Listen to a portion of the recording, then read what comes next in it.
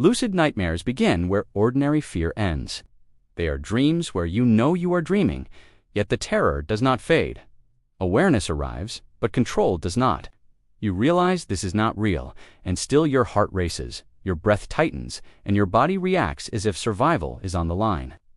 This contradiction is what makes lucid nightmares uniquely disturbing. They expose a truth most people avoid. Knowledge alone does not dissolve fear. In a lucid nightmare, the mind turns against itself with precision.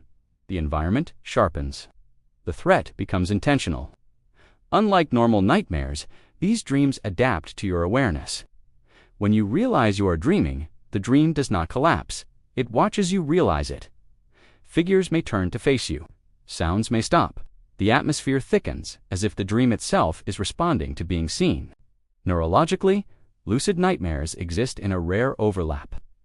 The brain is in REM sleep, yet regions responsible for self-awareness and reflection activate. This creates a hybrid state. You are conscious inside an unconscious system. The emotional centers remain fully engaged, while the rational mind cannot shut them down. Fear floods the body, even though you understand there is no physical danger. This is why lucid nightmares feel inescapable. The usual escape routes fail. You cannot wake up easily. You cannot change the dream reliably. Panic worsens the experience.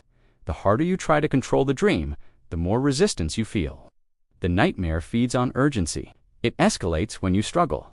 Psychologically, lucid nightmares often surface during periods of unresolved stress, trauma, or suppressed emotion.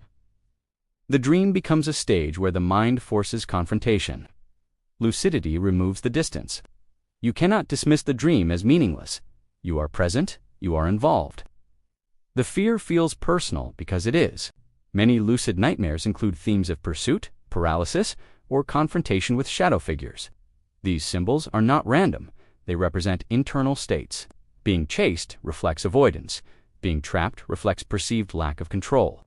Shadow figures often represent unintegrated parts of the self, emotions, or memories that have been denied expression in waking life. One of the most unsettling aspects is the sense of intelligence within the dream. People often report that the nightmare feels aware of them. This is not because the dream is conscious, but because the brain is simulating intention. Your own predictive systems turn inward. The mind becomes both actor and observer, threat and witness. Lucid nightmares challenge the illusion that awareness equals mastery. In waking life, we assume understanding gives control. These dreams prove otherwise. You can understand exactly what is happening and still be powerless. This realization can feel deeply destabilizing. It forces a reevaluation of how much control we truly have over our inner world. Yet, within this terror lies an opportunity. Lucid nightmares are intense because they compress emotion. They reveal fears without filters. When approached differently, they can change. Calm observation rather than resistance often weakens the nightmare. Fear loses fuel when it is not fed. The dream responds to emotional state more than intention. This is why many lucid dream practitioners focus on emotional regulation rather than control. Instead of trying to escape, they ground themselves, they breathe, they observe details. They acknowledge fear without reacting to it. Gradually, the dream may soften, shift, or dissolve, not because it is forced, but because it is understood. On a deeper level, lucid nightmares mirror waking consciousness. We often know what harms us. We know our patterns, yet awareness alone does not free us. Change requires integration, not avoidance. The nightmare teaches this lesson brutally but honestly. It shows what happens when fear is seen but not accepted. Philosophically, lucid nightmares raise uncomfortable questions.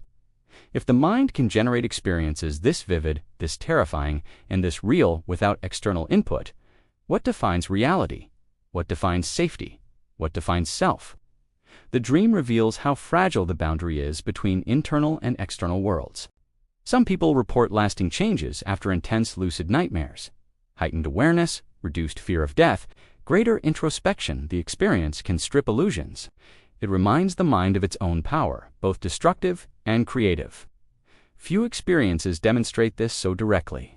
Spiritually, lucid nightmares have been interpreted as trials of awareness, moments where consciousness is tested under pressure, not to punish, but to reveal.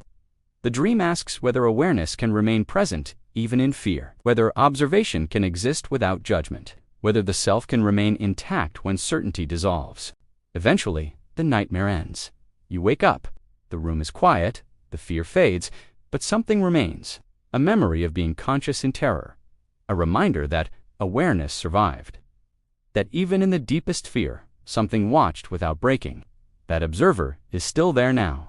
Lucid nightmares are not just dreams. They are confrontations with fear, with control, with the limits of awareness. They ask a final question that lingers long after waking.